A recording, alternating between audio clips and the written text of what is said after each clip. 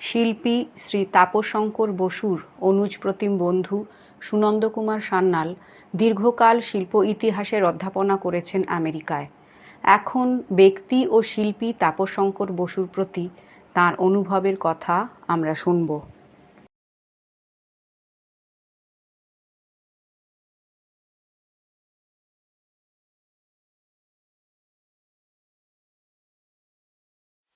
দোসরা জুন তাপসদার স্মরণসভা হয়ে গেল।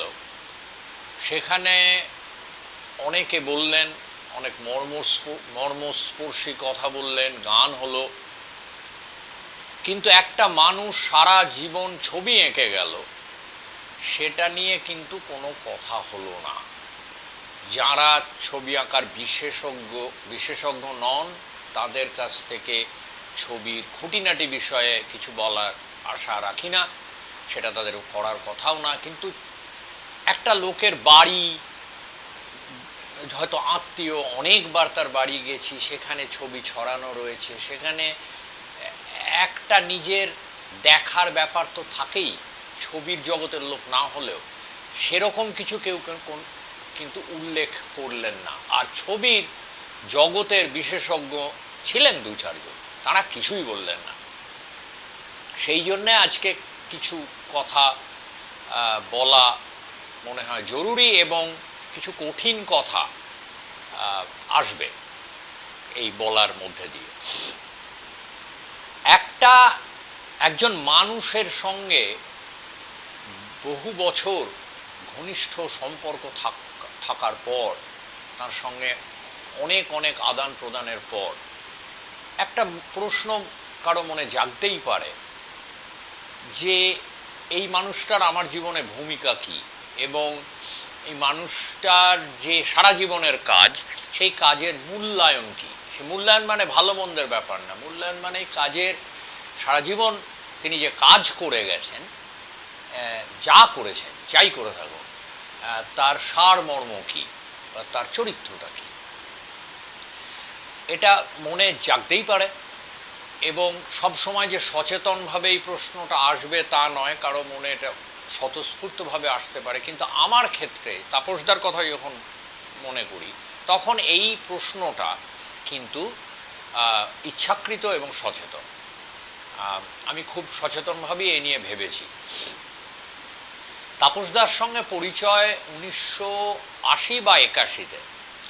আমাদের ঘনিষ্ঠ বন্ধু সমীর ভট্টাচার্যের সঙ্গে আগে পরিচয়, তারপর সমীরের মাধ্যমে আমার সঙ্গে পরিচয়, সমীরের সঙ্গে পরিচয় 79-তে, আমার সঙ্গে পরিচয় তার কিছুদিন পরে 80 বা 81, আমার ঠিক মনে পড়ছে না। কিন্তু পরিচয়ের পর থেকেই আমাদের মধ্যে, আমাদের কয়েকজন বন্ধুবান্ধব এবং তাপসদার সঙ্গে, পরে আমি, সমীর এবং শুভ্রা, আমরা বেশি ঘনিষ্ঠ ছিলাম। কিন্তু প্রথমে বেশ একটা গ্রুপ ছিল, তার সঙ্গে তাপসদার একটা বয়োজ্যেষ্ঠ বন্ধু সম্পর্ক হয়ে গিয়েছিল, যদিও উনি কখনো কোনোদিন বড়ত্ব ফলাতেন না।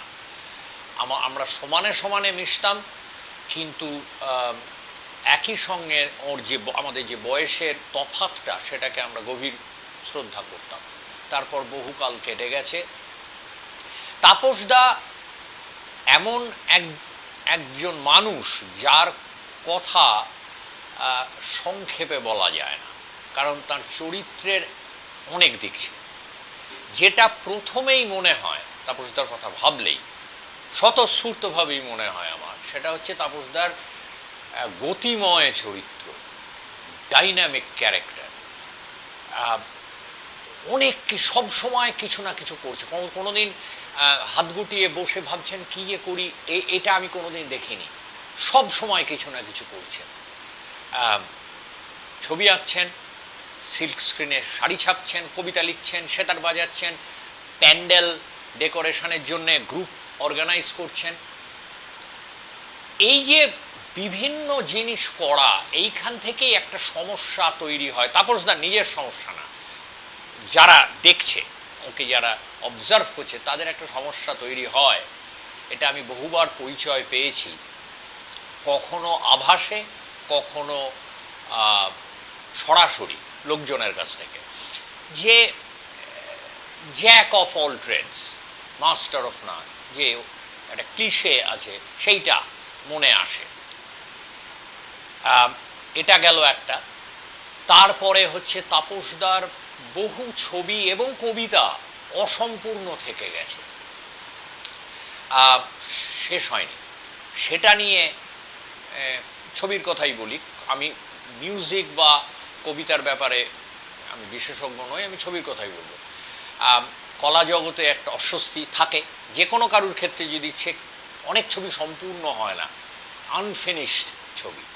তারপরে হচ্ছে তাপসদা ছবির যত্ন নিতেন না, অনেকটা জায়গার অভাবে, আর্থিক কারণে স্টুডিও ছিল না সেভাবে তাপসদার কোনো দিনই, অনেকটা সেই কারণে। কিন্তু কোথাও যেন মানুষের একটা দর্শন ছিল, হ্যাঁ, মানে ছবি আঁকলাম ফুরিয়ে গেল টাইপ। এটা কলা জগতে একেবারে সাংঘাতিক একটা ট্যাব, মানে স্টিগমা রয়েছে। এই সবগুলোই আমি আলাদা আলাদা করে বলবো। এই সবগুলোর জন্যে তারপর তাপসদার ছবিতে লোকে কি পেত, সেই সব দিক থেকে তাপসদার ছবি আঁকার যে পার্সোনা, যে ছবি আঁকার যে ব্যক্তিসত্তা, এটা নিয়ে কারো কোনো স্পষ্ট বক্তব্য ছিল না কখনো। এবং আমি তার মধ্যে আমাদের যে ঘনিষ্ঠ বন্ধুরা সার্কেল, একটা তৈরি গোষ্ঠী তাপসদার সঙ্গে ঘনিষ্ঠতা হয়েছিল, তাদেরও ছিল না। আচ্ছা, প্রথমে বলি এই jack of all trades. Jack of all trades কথাটা দূর থেকে মনে হবে তাপসদার সারা জীবনের, এই দৈনন্দিন জীবনের চলাফেরা এবং কাজ দেখলে, কিন্তু আমি খুব কাছ থেকে দেখেছি একে জ্যাক অফ অল ট্রেডস বলা যায় না। কারণ যে জ্যাক অফ অল ট্রেডস হয় সে অনেক ধরনের কাজ করে, কিন্তু বিভিন্ন কাজগুলোর মধ্যে কোনো যোগসূত্র থাকে না। তাপসদার সমস্ত ছবি আঁকা, কবিতা লেখা, সেটার বাজানো, ইভেন মানে শাড়ি ব্যবসার জন্য যেটা করছেন সেরকম কাজ, প্যান্ডেল ডেকোরেশন, সব কিছুর মধ্যে একটা যোগসূত্র ছিল, খুব শক্ত যোগসূত্র, যেটা আমার ধারণা ঘনিষ্ঠ অনেকেও বুঝতে পারেননি। সেই যোগসূত্রটা হচ্ছে জীবন বোধের একটা যোগসূত্র। জ্যাক অফ অল ট্রেডসদের সেটা থাকে না। তারা হয়তো যখন যে জ্যাক অফ অল ট্রেডস, সে হয়তো যখন যেটা করে নিষ্ঠা নিয়েই করে। তাপসদা নিষ্ঠা নিয়ে তো করতেনই, কিন্তু আরেকটা যেটা করতেন, যার জন্যে তাপসদার অনেক ছবি অসম্পূর্ণ থেকে গেছে, উনি 10 বছর বাদে ফিরে গিয়ে একটা ছবিতে আবার কাজ করছেন, 10 বছর বাদে একটা লেখা, একটা কবিতা কাটাকুটি করছেন। এটা কেন হয়? এটা কলা জগতে, আসছি সে কথায়, কলা জগতে এটার একটা স্টিগমা আছে যে একটা আর্টিস্ট কাজ শেষ করতে পারে না। আর হচ্ছে ছবির যত্ন না নেওয়া। ছবির যত্ন না নেওয়াটা সাংঘাতিক। এই যে জ্যাক অফ অল ট্রেডস বলছি, সেখানে কেউ কোনো জ্যাক অফ অল ট্রেডস ফিরে যায় না 10 বছর বাদে একটা ছবির দিকে। সেটা আমার যুক্তিটা হচ্ছে, একে জ্যাক অফ অল ট্রেডস বলা যায় না। এটা হ্যাঁ, গতানুগতিক কলা জগতে আমরা যা দেখি সেরকম মানুষ নন, সেরকম শিল্পী নন, কিন্তু তার জন্য জ্যাক অফ অল ট্রেডস বলা যায় না।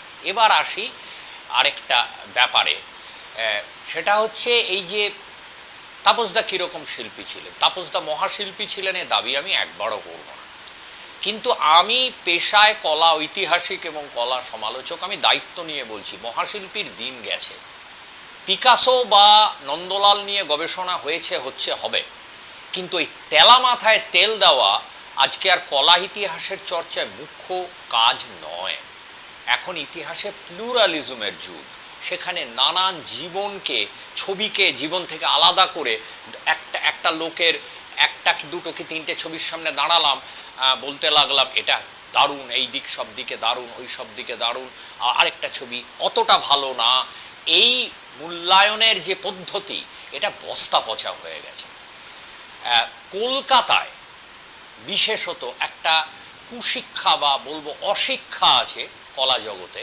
সেটা হচ্ছে একটা কথার মধ্যে দিয়ে সেটা প্রকাশ পেত। আমাদের সময়ও আমরা যখন কলেজে পড়ি, যখন তাপসদার সঙ্গে পরিচয়, তখনও ছিল, এখনও আছে, কবজির জোর। কবজির জোর মানে কারিগরি দক্ষতার দিকে বেশি নজর দেওয়া। এই একটা ছবির সামনে দাঁড়ালেই আমরা মনে করি ড্রয়িং কেমন, রং চাপানো কেমন, এর চিন্তাভাবনার দিকে আর আলোচনাটা কখনোই যায় না। এটা একটা অশিক্ষা। এইভাবে কলা ইতিহাসের চর্চা আর হয় না। মহাশিল্পী কি কত বড় শিল্পী এর কোনো এই আলোচনার দরকারই নেই। তাপসদার ছবি উনি এঁকেছেন জীবনবোধ দিয়ে। একটা বৈপরীত্যও ছিল এখানে। এই গতিময় চরিত্রের একটা দিক ছিল হচ্ছে বৈপরীত্য। আমাদের সবার মধ্যেই বৈপরীত্য থাকে, কন্ট্রাডিকশন। তাপসদার মধ্যেও ছিল একটা অদ্ভুত বৈপরীত্য। হচ্ছে একদিকে উনি ছিলেন সারা জীবন মানে কঠোর, যাকে বলে কঠোর মার্ক্সবাদী। সমীর ভট্টাচার্য একটা কথা বলে নাম দিয়েছিল তাপসদার ব্রাহ্মণ কমিউনিস্ট। ব্রাহ্মণ কমিউনিস্টের সমাজটা কিন্তু ব্রাহ্মণ অথচ কমিউনিস্ট না, মানে সোনার পাথর বাড়ি মনে হবে। ব্রাহ্মণ কমিউনিস্ট মানে কমিউনিস্ট হিসেবে গোঁড়া। একদিকে সেটা ছিল, কিন্তু অদ্ভুত ব্যাপার হচ্ছে তাপসদার ছবিতে বা সঙ্গীতের ক্ষেত্রেও কবিতার ক্ষেত্রেও তাপসদা কোনোদিন এই যে মার্ক্সবাদী মতাদর্শের সঙ্গে যে গণসংস্কৃতি, ছবি কিরম হবে, কবিতা কিরম হবে, এই যে আমরা মেতেছি একসময় সেই নিয়ে, কোনোদিনও তার ছবির মধ্যে আসেনি, কবিতার মধ্যে আসেনি। তার ছবি, কবিতা, মিউজিক এর সঙ্গে পরিচিত হলে মনে হবে না যে লোকটা মার্ক্সবাদী। মিউজিকের ক্ষেত্রে তাপসদা অসম্ভব মার্গ সঙ্গীতের পক্ষে ছিলেন। কোনোদিন গণসঙ্গীত বা ওই আমরা যেগুলো নিয়ে প্রচণ্ড উদ্বেলিত ছিলাম, আমি জানি না তাপসদা কোনোদিন ওই দিকে তাকিয়েছে, আমার মনে পড়ছে না। তাপসদা কোনোদিন কোনো কথা মনে পড়ছে না যে গণসঙ্গীত, প্রচুর গণসঙ্গীতের গ্রুপ ছিল সে সময় কলকাতায়। আমার মনে হয় না তাপসদা খুব একটা উৎসাহ ছিল। উনি সেতার বাজিয়েছেন সেই আমজাদ আলী, মানে যেটাকে তখন মার্ক্সবাদীরা বুর্জোয়া বলে দিত দুম করে। ছবির ক্ষেত্রে অদ্ভুত, কোনোদিন তাপসদার ছবিতে কতিপয় ছবি আছে দুজন মানুষ, অধিকাংশ ছবি হয় একজন মানুষ নয় মানুষই নেই। সেখান থেকে ওই মার্ক্সবাদী মতাদর্শ থেকে একেবারে বিরাট একটা খাদ রয়েছে মাঝখানে। কোনোদিন হাত তোলা, মুষ্টিবদ্ধ বা সংগ্রামের ওইরমভাবে সরাসরি সংগ্রামের ছবি এঁকেছে আমি তো দেখি না। অদ্ভুত একটা বই। 1900 আর্টের ক্ষেত্রে নিজের একটা ব্যক্তিগত পরিসর ছিল, অদ্ভুত একটা ব্যক্তিগত, শুধু না একটা প্রাইভেট পরিসর। ওর ছবির দিকে আমি সব সময় বাড়ি এলেই আমি ছবি নাড়াচাড়া করতাম, দেখতাম ডাইং হয়ে পড়ে আছে, সেগুলো খুলে খুলে দেখতাম। একটা অদ্ভুত একটা যেন ওর ছবির মধ্যে দিয়ে উনি আমাদের একটা খুব, যেটাতে সবার ঢোকার কথা নয় এরকম জায়গায় অ্যালাও করছেন ঢোকার, এই ব্যাপারটা আমি পেতাম। প্রথমত ওর ছবি সঙ্গে কবিতার একটা কাব্যিক ব্যাপার ছিল, কাব্যিক ব্যাপার, এবং ওইভাবে কাব্যিক মানে সংগ্রাম বিপ্লব ওই কাব্যিক না, কাব্যিকের একদম পার্সোনাল জায়গাতে একটা কাব্যিক ব্যাপার ছিল। সব ছবি আমার মনে হতো একটা কবিতার ছোঁয়া আছে, আমার যেন ছবিটা মনে হতো ওর ছবি। যখন একজন মানুষ, সেটা সবসময়ই একজন নারী, আমরা ঠাট্টা করে বলতাম প্রথম দিকে মুক্তিদি, এতবার মুক্তিদি, ওই যে, কিন্তু এটা ঠিক না, কারণ কবির সুমনের একটা গান ছিল, তোমাকে চাই, সবাই বোকার মতো জিজ্ঞেস করতো তুমিটা কে। ওটা ঠিক না, ওটা ফিকশনাল প্রোটাগনিস্ট। তো একজন নারী, কখনো কখনো দুজন, আর নারীর সঙ্গে হয়তো একটা কোনো পাখি, এই, আর বাদ বাকি হচ্ছে কেউ নেই। একটা অদ্ভুত যে নিসর্গ দৃশ্যগুলো উনি করতেন। প্রথমত তাপসদা কোনোদিন বাইরের দিকে তাকিয়ে নেচার আঁকতেন বলে আমি জানি না। আমরা ইতিহাসে পড়েছি 19 শতকের জার্মানির বিখ্যাত romantic landscape painter Caspar David Friedrich জানলার দিকে পেছন ফিরে ল্যান্ডস্কেপ আঁকতেন, কারণ তার নিসর্গ দৃশ্য আসত অন্তর্দৃষ্টি থেকে। তাপসদারও অনেকটা তাই। আমি বলছি না তাপসদা রোম্যান্টিক ওই অর্থে রোম্যান্টিক, কিন্তু একটা রোম্যান্টিসিজম আছে। ওর রোম্যান্টিসিজমটা বোঝা যায় বেশি করে ওই ল্যান্ডস্কেপগুলো দেখলে, যেখানে কোনো মানুষ নাই, অদ্ভুত একটা নিস্তব্ধতা, একটা একাকিত্ব, একটা একান্ত পরিবেশ। প্রথমত আগেই যেটা বললাম, একটা একাকিত্ব অদ্ভুত। আমাকে সবসময় নিসর্গ দৃশ্য কিরকম একটা ভেতরে একটা একাকিত্বের একটা খোঁচা মারে, যে মানে কেননা লাগে যে আমি একা। সেখানে গাছ বা পাহাড় বা যাই থাকুক, সেটার যেন একটা নিজস্ব চুপ করে সে একটা নিস্তব্ধভাবে সেই জিনিসটা রয়েছে, সেটা যেন একটা ব্যক্তিত্ব। এই জায়গাটা আমাকে খুব নাড়া দিত। এই এই একাকিত্বের জায়গাটা, একটা ব্যক্তিগত পরিসর। আর সব সময় তাপসদার কবিতা পড়লে বোঝা যায় ছবির সঙ্গে কবিতার একটা কোথায় ওইরকমভাবে ওয়ার্ড ফর ওয়ার্ড না, কিন্তু একটা কবিতার যে অভিব্যক্তি ওর ছবির অভিব্যক্তির মধ্যে, ওর কবিতার মধ্যে ভীষণভাবে মানে ওরকম জ্বালাময়ী কিছু ছিল না, ভীষণ সাবডিউড। এবং এইখানে একটা আরেকটা বৈপরীত্য, মানুষটার চেহারা, তার কথা বলা, তার জীবনযাত্রার মধ্যে একটা ওই গুঁড়িয়ে এগিয়ে যাওয়ার ব্যাপার ছিল, অথচ তার ছবি আর কবিতা ভীষণভাবে সাবডিউড মানে খারাপ অর্থে না, একদম একান্ত পার্সোনাল, একটা অদ্ভুত বৈপরীত্য। এই যে ছবি সম্পূর্ণ না হওয়া বা ছবির যত্ন নেওয়া, যেটা তাপসদার দুটোর কোনোটাই ছিল না, সম্পূর্ণ অনেক ছবি নয়, এটা কেন, এই নিয়ে কলা জগৎ কেন টেনশনে ভোগে? তার কারণ আমাদের কলা জগতের মানসিকতাটা তৈরি করে বাজার।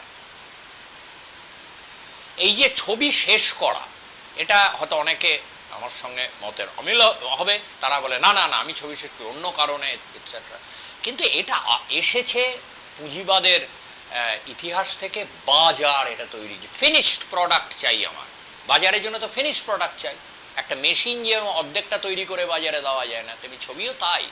আর একটা যত্ন নেওয়া, বহু লোক এটাতে হাঁ হাঁ করে উঠবে যে না আমি ছবির যত্ন, ছবি আমার সন্তানের মতো, এইসব আজে বাজে কথা। হয়তো তিনি ব্যক্তিগতভাবে হয়তো তাই মনে করেন ছবি আমার সন্তানের মতো, কিন্তু এই আমি তো একজনের কথা বলছি না, একটা কালচার যে তৈরি হয়েছে, এই ভারতে বলে না সারা পৃথিবীতেই মডার্নিটি, আধুনিকতা যে কালচার তৈরি করেছে ছবির, মার্কেট ওরিয়েন্টেড, সেটা বাজারের জন্যে ছবির সম্পূর্ণ করা আর ছবির যত্ন নেওয়ার ব্যাপারটা আসে। যে মানুষটা কোনোদিন বাজার মনস্কই না, বাজার মনস্কতাকে কিন্তু আমি বিরোধিতা করছি না, একেবারে না, বাজার তো দরকার, নইলে শিল্পীরা বাঁচবে কী করে, এবং বাজার মনস্ক শিল্পীকেও আমি দোষ দিচ্ছি না, কিন্তু যে মানুষটা বাজার মনস্ক না তার বাস্তবতাটাও তো বুঝতে হবে। তারপর তো বাজার মনস্ক ছিলেন না। ছবির দাম 10,000 টাকা, 99 সালেও শুনেছি ওরে বাবা 10,000 দেবো, 16 সালেও শুনেছি 10,000 দেবো, 10,000 ইনফ্লেশনটাও উনি কনসিডার করতেন না, ইনফ্লেশনও নেই, ওই 10,000ই থেকে গেছে, একটা ওর বেশি যাবে না ছবির দাম। এটা মানে এটাতে কলা জগৎ সঙ্গে সঙ্গে বলবে এ লোকটার কনফিডেন্সই নেই, ম্যাচুরিটি নেই আর্টিস্ট হিসেবে। কিন্তু একবার দেখুন তার ইতিহাসটা, এই দাম এর, এই বাজারের দামের সঙ্গে আর্টিস্টের যে ব্যক্তিসত্তা বিচার করা, এটা এসছে কোত্থেকে? এটা এসছে বাজার থেকে।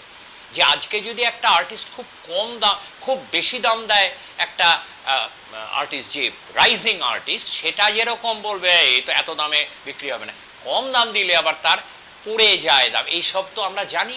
এটা কোথা থেকে এসছে? এটা পুঁজিবাদের জায়গা থেকে। একটা মানুষ এগুলো কোনোদিন এই পথেই হাঁটেননি।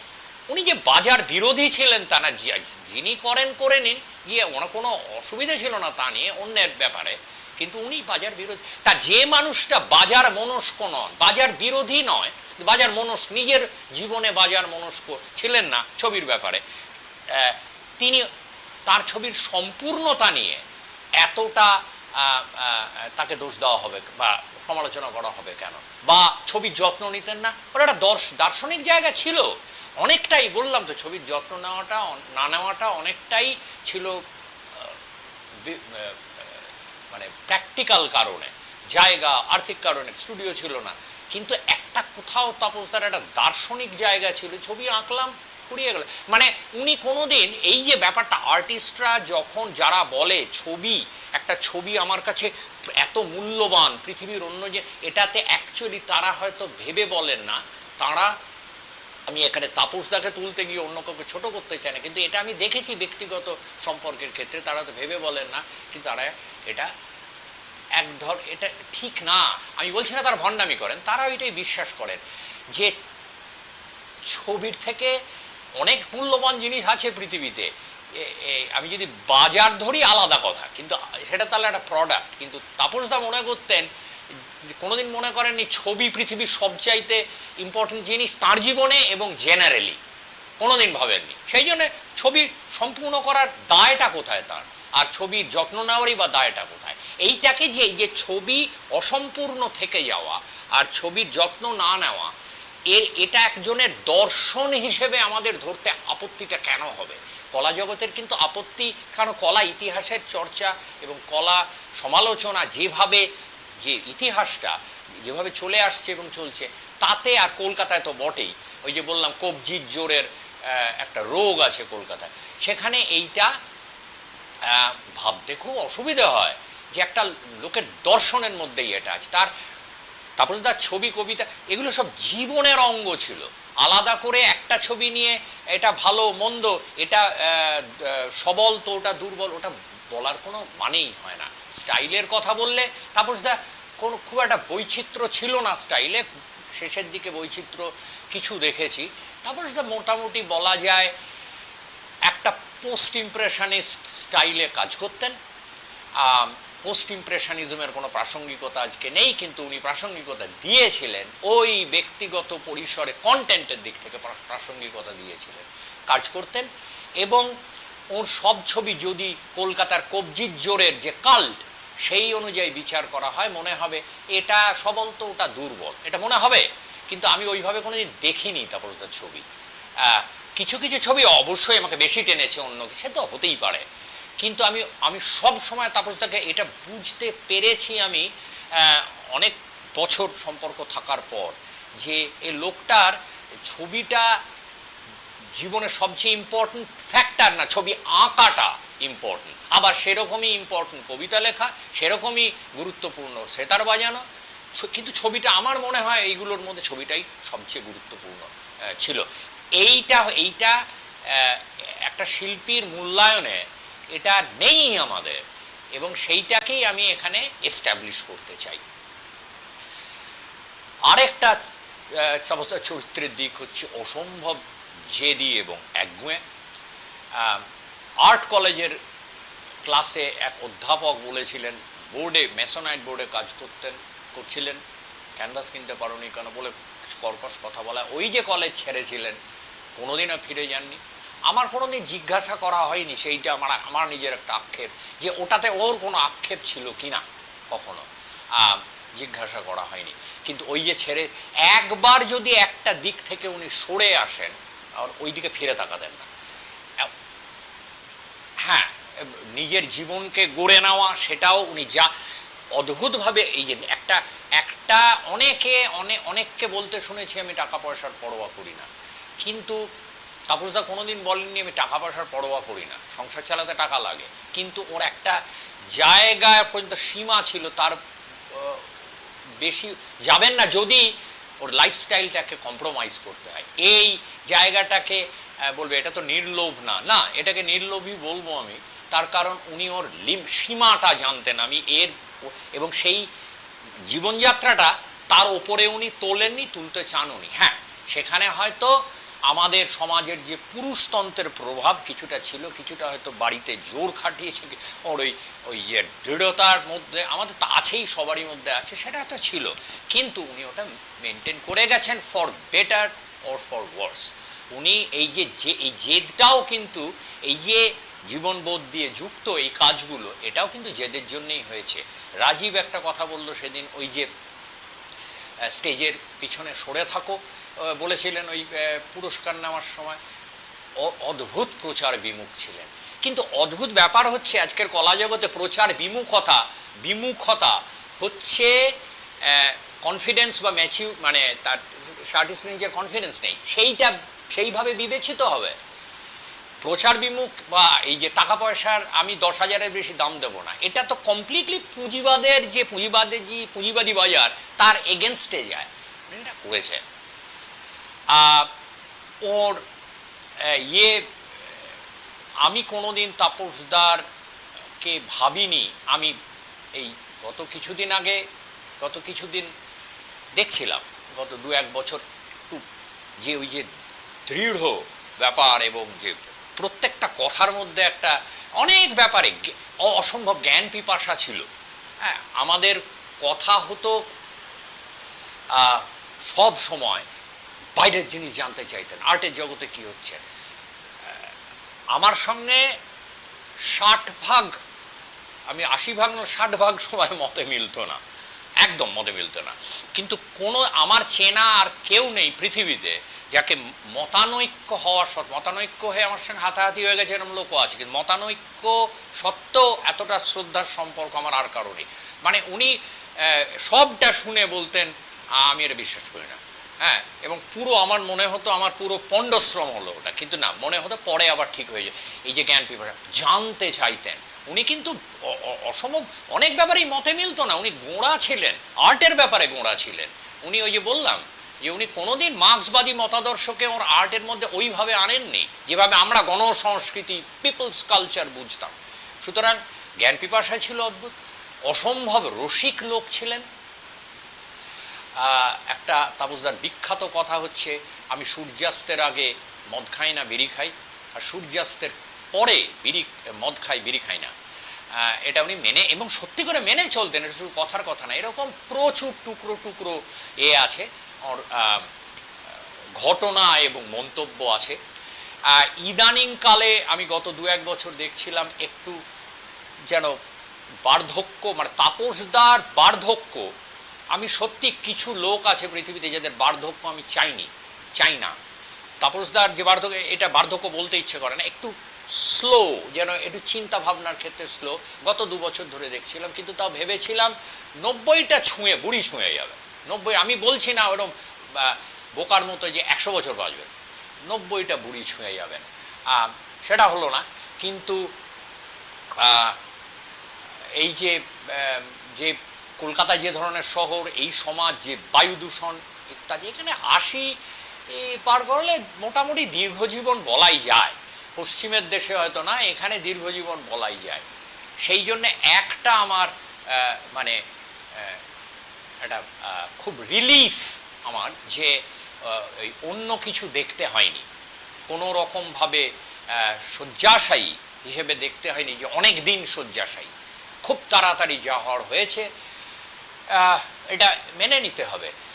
আমার কাছে তাপসদার যে চেহারাটা থাকবে চিরদিন, সেটা হচ্ছে সেই চেহারাটা, মানে তাপসদা বাইরের জগতের সঙ্গে যাতায়াত, একটা ব্যাপার হচ্ছে এই যে কথাগুলো বললাম ওর ছবি নিয়ে, এর জন্যই হয়তো এই ব্যাপারে আমার সঙ্গে খুব সরাসরি কথা হয়নি, কিন্তু এর জন্যই হয়তো উনি গুটিয়ে নিয়েছিলেন নিজেকে কলা জগৎ থেকে এবং অন্যান্য জায়গা থেকে।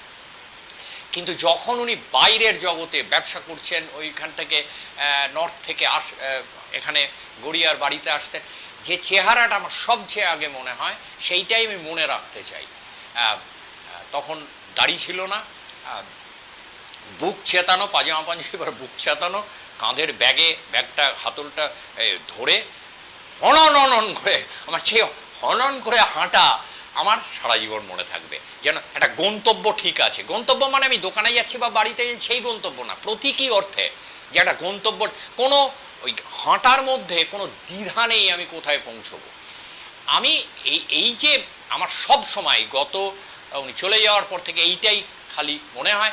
ইদানিংকালে ওর একটা, ওই যে অমিতাভ বচ্চন আবার সিনেমায় ফিরে আসার পরে যে একটা সিনিয়র সিটিজেন কিন্তু সেক্সি, যে মেজর সাব, ওই সিনেমাগুলো, এরম একটা চেহারা গত কয়েক বছর হয়েছিল। এই যে এখন যে ছবিটা আমরা সহসা ব্যবহার করেছি, ফ্রেঞ্চ কাট দাড়ি, ওটা একটা আলাদা সেক্সি ব্যাপার আছে। কিন্তু তাপসদার তো চলাফেরাটা বাইরে, ওইটা যদি বাইরের জগতে ওরকম হনন করে হাঁটতে পারতেন, তাহলে আমার এই ছবিটাই সবচেয়ে প্রিয় হতো। সেটা তো উনি গত কয়েক বছর তো নিজেকে গুটিয়ে নিয়েছিলেন, তাই না? আমার ওই আগের ছবিটাই, ওই চেহারাটা আমি মনে রাখতে চাই। একটা ব্যাপার আমার কাছে পরিষ্কার, এটা আমি এতদিন তো ভাবিনি, এই গত 1 মাসে বুঝতে পারছি, তাপসদা আমার এবং আমার, অন্তত আমি বলতে পারি সমীর ভট্টাচার্যের জীবনের একটা অধ্যায়। সেই অধ্যায়টা শেষ হলো।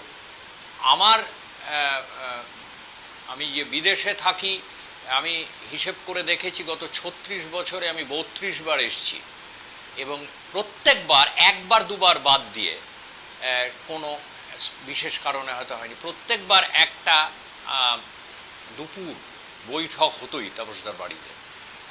হিরণদা আসতেন।